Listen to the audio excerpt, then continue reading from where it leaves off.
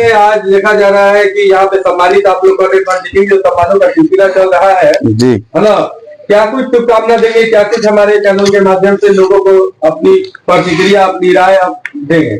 देखिए, सीवान के सबसे प्रतिष्ठित स्वर्णकारों में नाम लिया जाए तो दो तीन ऐसे लोग हैं जिसको गोल्डन किंग कहा गया है। जैसे लाल बाबू स्वर्णकार हैं, उन्हीं के रिलेटिव ये भाई, उनके मैंने भाई भी लगते हैं, ऐसा हम लोग को मालूम चला। और ऐसा कोई बात मैंने और हो गया।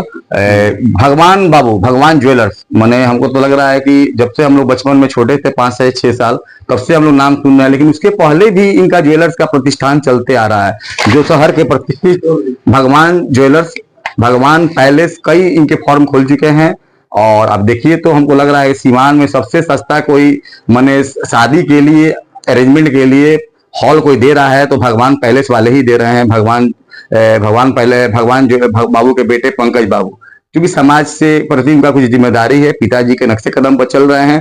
उनसे हमारी बात हुई थी, उन्होंने बताया कि दीपक जी ऐसा है कि जो जिस प्रकार का होता है उसी हिसाब से हम लोग इसको ट्रीट करते हैं। मान लीजिए कुछ खुमचा वाला भी है, कोई ठेला वाला भी है, ऐसा नहीं है कि उसको हम हॉल नहीं देंगे। उसकी भी बेटी की शादी होगी, बेटा की शादी होगी, कोई नहीं, ऐसा नहीं है कि 2 लाख 5 लाख उससे लेंगे। जो श्रद्धा है वो हमारा स्टाफ खर्च फलाना जो चीज आपको दे दीजिए, आपका काम हो जाएगा।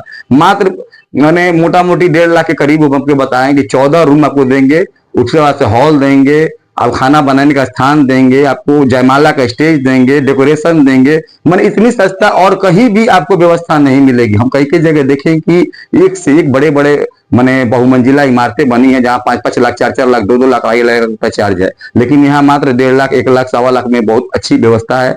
जो मैंने अगर पटना दिल्ली में चीज अरेंजमेंट किया जाए तो 10 से 15 लाख रुपया लग सकता है। तो देखा जाए तो मैंने समाज के प्रति जो जिम्मेदारी था वो मैंने बेटा ने बिल्कुल ही पिता के नक्शे कदम पर चलाया। इसके लिए तो हम सबसे पहले भगवान बाबू को धन्यवाद देंगे।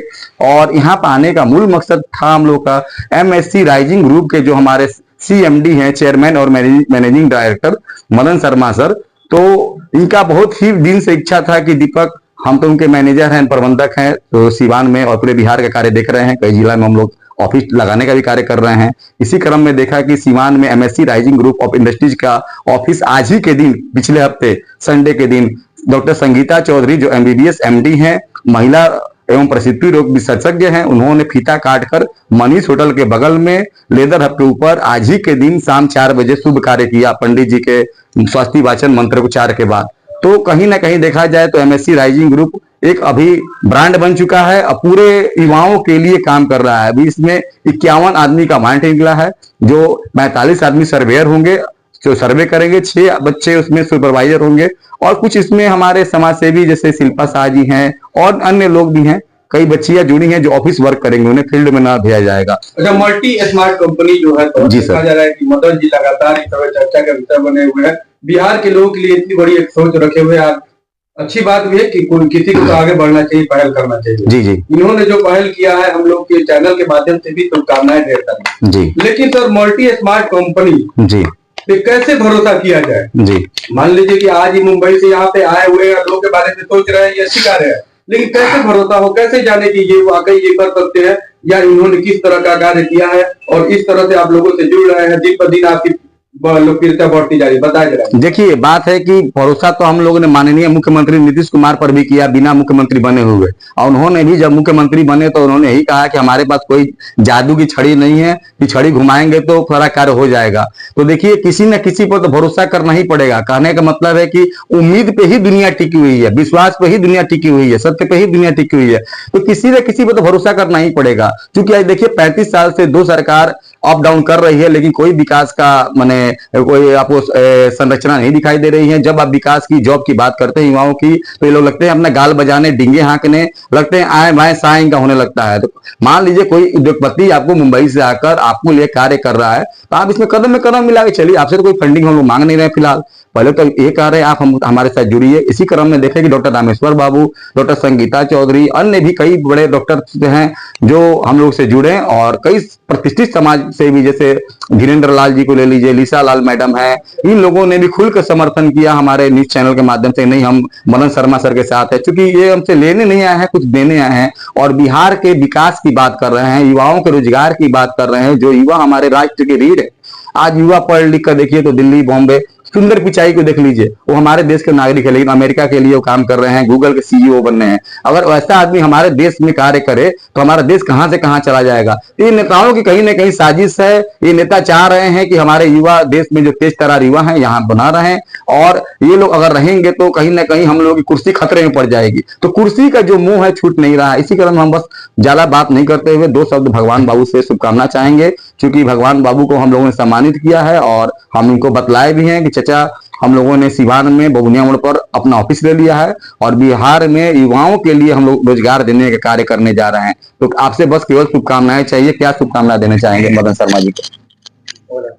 मदन शर्मा जी तो हमारे घर के आदमी है जी, और उनके लिए क्या कहना जी, जो होगा सो जितना होगा वो करेगा जी।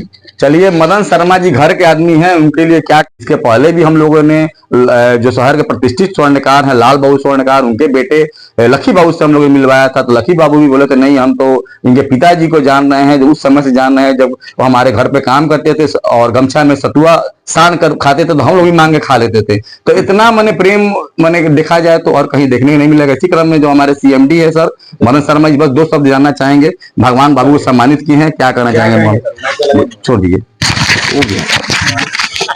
आवाज कहीं नहीं आया।